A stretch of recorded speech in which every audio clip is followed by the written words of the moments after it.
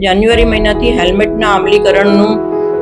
સુરત શહેર ટ્રાફિક શાખા દ્વારા પ્રયત્ન કરવામાં આવેલો અને હાલમાં આપણે સૌ રોડ ઉપર જોઈ રહ્યા છીએ કે સુરતીઓ લગભગ 95% જેટલા લોકોએ પોતાના અને પોતાના પરિવારની સુરક્ષાને ધ્યાનમાં રાખીને જ્યારે પણ ટુ વ્હીલર ચલાવે છે ત્યારે હેલ્મેટ પહેરે છે. હવે આ જે હેલ્મેટનું અમલીકરણ સુરત શહેરમાં થયું તેના લીધે જે પણ અકસ્માતો થતા હતા, હેડ ઇન્જરી જે થતી હતી, એમાં જે સુરત શહેરની મોટી મોટી 9 હોસ્પિટલો છે એ હોસ્પિટલોમાંથી અમારી અલગ અલગ ટીમો દ્વારા ખરેખર હોસ્પિટલમાં જે એક્સિડન્ટ રજીસ્ટર થાય છે અને હેડ ઇન્જરી જે આપણને હોસ્પિટલના રજીસ્ટર પર જોવા મળે છે કે જે ખરેખર ઘણીવાર પોલીસ સ્ટેશન લેવલે એફઆઈઆર પણ નથી થતી હોતી, એવો રિયલ ડેટા એનાલિસિસ કરી અને એવું એક ફાઇન્ડિંગ્સ અમારા દ્વારા કરવામાં આવ્યું છે કે જેમાં દરેક